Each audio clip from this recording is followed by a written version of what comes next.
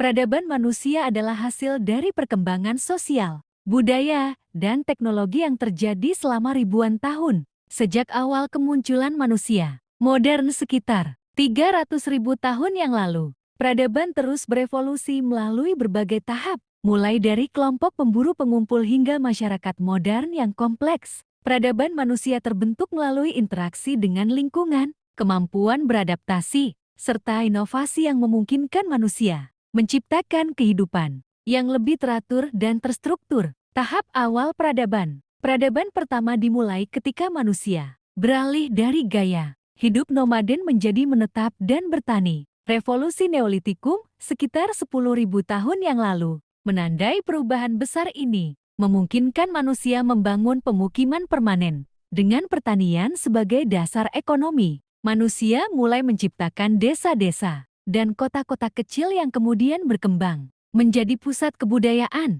Peradaban kuno. Beberapa peradaban kuno yang memiliki pengaruh besar terhadap perkembangan manusia adalah: pertama, Mesopotamia, peradaban pertama di dunia yang muncul di sekitar sungai Tigris dan Eufrat. Mereka menciptakan sistem tulisan huruf paku dan hukum tertulis pertama, Kode Hammurabi. Kedua, Mesir kuno terkenal dengan piramida, hieroglif, dan penguasa besar seperti Firaun. Peradaban ini berkembang di sepanjang sungai Nil. Ketiga, Lembah Indus, peradaban maju di Asia Selatan dengan kota-kota terencana seperti Mohenjo-daro dan Harappa. Keempat, Tiongkok kuno dikenal karena penemuan penting seperti kertas, kompas, dan sistem irigasi yang canggih. Kelima, peradaban Yunani dan Romawi memberikan kontribusi besar dalam bidang filsafat, hukum, seni, serta pemerintahan yang menjadi dasar peradaban Barat modern, abad pertengahan dan Renaissance. Setelah jatuhnya Kekaisaran Romawi,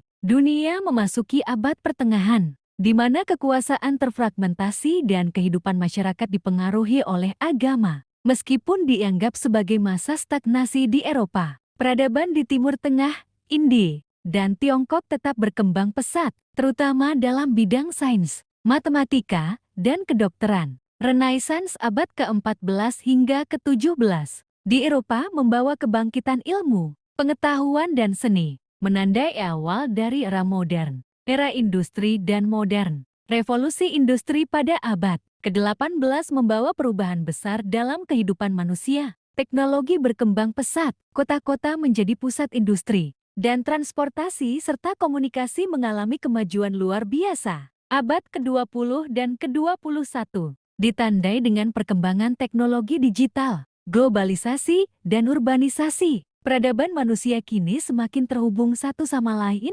meskipun tantangan baru, seperti perubahan iklim dan konflik global, terus muncul. Mari kita bahas satu persatu. Pertama, kita akan membahas manusia dan kehidupan awal. Manusia purba merujuk pada spesies manusia yang hidup sebelum munculnya Homo sapiens, termasuk beberapa spesies hominin yang dikenal sebagai nenek moyang atau kerabat manusia modern. Kehidupan awal manusia purba sangat bergantung pada kemampuan mereka untuk bertahan hidup, beradaptasi dengan lingkungan, dan mengembangkan keterampilan yang diperlukan untuk berburu, bertani, dan membangun komunitas. Beberapa aspek penting dari kehidupan manusia purba antara lain: pertama, kehidupan sosial.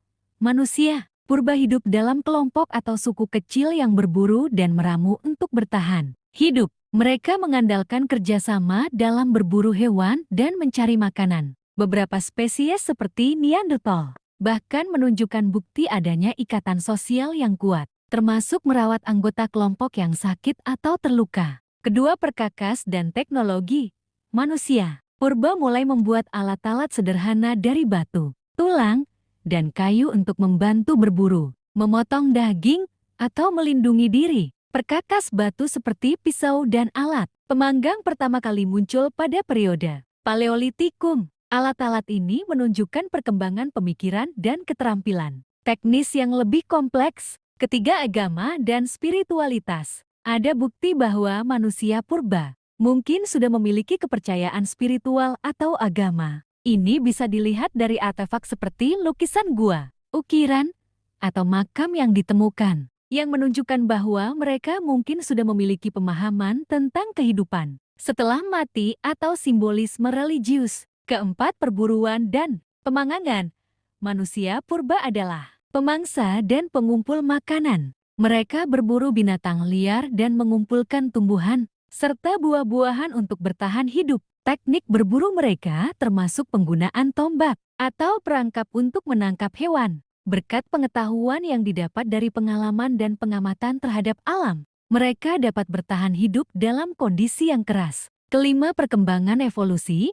Manusia purba melalui proses evolusi yang panjang. Dimulai dengan Australopithecus yang merupakan salah satu spesies hominin awal, hingga Homo habilis yang pertama kali membuat alat, Homo erectus yang mulai menggunakan api, hingga Homo sapiens yang akhirnya menguasai dunia. Kehidupan manusia purba memberikan landasan penting untuk peradaban manusia modern. Mereka tidak hanya bertahan hidup dengan kecerdikan dan kekuatan fisik, tetapi juga dengan pengembangan keterampilan dan pemikiran yang lebih kompleks seiring waktu.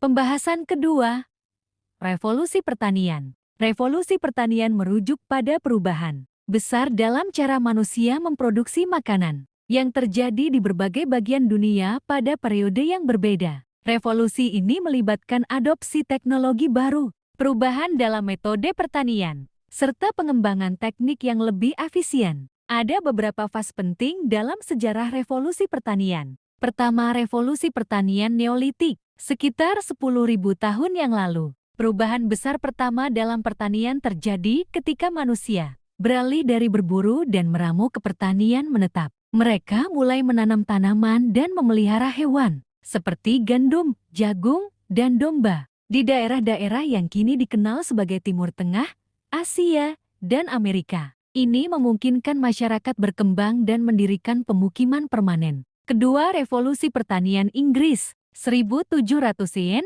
pada abad ke-18. Inggris mengalami revolusi pertanian yang lebih lanjut, yang dikenal sebagai revolusi pertanian Inggris. Beberapa inovasi penting termasuk rotasi tanaman, penggunaan alat pertanian baru seperti bajak besi, serta perbaikan dalam pemilihan bibit dan pemeliharaan hewan ternak. Ini meningkatkan hasil pertanian secara signifikan dan memberikan dasar bagi revolusi industri. Ketiga, revolusi hijau, 1950-an hingga 1960-an. Revolusi ini terjadi di banyak negara berkembang dan melibatkan pengenalan varietas tanaman baru yang tahan terhadap penyakit dan lebih produktif. Penggunaan pupuk kimia, pestisida, dan teknik irigasi modern. Revolusi hijau membantu meningkatkan produksi pangan global dan mengurangi kelaparan di beberapa wilayah, meskipun juga menyebabkan dampak negatif terhadap lingkungan. Secara keseluruhan, revolusi pertanian telah memainkan peran penting dalam perkembangan peradaban manusia, meningkatkan produktivitas pangan dan mendorong perkembangan ekonomi dan sosial. Pembahasan ketiga, munculnya kota dan negara. Munculnya kota. Kota-kota pertama muncul sebagai akibat dari perkembangan pertanian dan perdagangan. Ketika manusia mulai bertani dan menghasilkan surplus makanan, mereka dapat menetap di suatu tempat dalam jangka waktu yang lama. Surplus ini memungkinkan masyarakat untuk mengembangkan profesi baru seperti pengrajin, pedagang, dan pemimpin politik, sehingga terbentuk pusat-pusat pemukiman yang semakin besar. Beberapa faktor yang mendorong munculnya kota. Pertama, surplus pertanian. Masyarakat tidak lagi harus berpindah-pindah mencari makanan. Surplus memungkinkan pertumbuhan populasi dan pembagian kerja. Kedua, perdagangan. Kota-kota berkembang di persimpangan jalur perdagangan karena kebutuhan akan pertukaran barang. Ketiga, keamanan. Kota awal sering dibangun dengan tembok sebagai perlindungan dari serangan musuh. Keempat, agama dan pemerintahan. Banyak kota kuno tumbuh di sekitar pusat keagamaan atau administratif. Contohnya adalah Uruk di Mesopotamia dan Thebes di Mesir. Munculnya negara. Negara muncul ketika kota-kota mulai membentuk struktur pemerintahan yang lebih kompleks untuk mengatur masyarakat yang semakin besar dan beragam. Negara pertama kali muncul di kawasan dengan peradaban kuno seperti Mesopotamia, Mesir, lembah Sungai Indus, dan Tiongkok. Beberapa faktor penting dalam pembentukan negara. Pertama, kebutuhan akan pengelolaan sumber daya. Negara dibutuhkan untuk mengelola irigasi, tanah, dan surplus makanan. Kedua, perlindungan dan pertahanan. negara, menyediakan sistem pertahanan dan militer untuk melindungi masyarakat dari ancaman eksternal. Ketiga, sentralisasi kekuasaan. Seiring waktu, kelompok pemimpin raja, pendeta, atau bangsawan memusatkan kekuasaan untuk mengatur hukum dan mengumpulkan pajak. Keempat, identitas bersama, bahasa, budaya, agama, dan kepercayaan yang sama membantu membangun identitas kolektif sebagai sebuah negara. Negara-negara awal sering berbentuk kota negara city-state, seperti Uruk dan Spart, yang kemudian berkembang menjadi kerajaan besar, seperti Kekaisaran Romawi dan Dinasti Han. Perkembangan ini menandai awal mula lahirnya peradaban besar di dunia. Kesimpulan, sejarah awal peradaban manusia adalah kisah tentang adaptasi, inovasi, dan kerjasama. Dari manusia purba yang hidup berburu di alam liar hingga munculnya kota-kota besar yang menjadi pusat kebudayaan. Perjalanan manusia adalah bukti bahwa dengan akal dan tekad, kita mampu mengatasi berbagai tantangan. Warisan dari peradaban awal masih terus hidup hingga saat ini, menginspirasi kita untuk terus belajar dari masa lalu demi masa depan yang lebih baik. Terima kasih telah mengikuti perjalanan sejarah ini. Sampai jumpa di video berikutnya.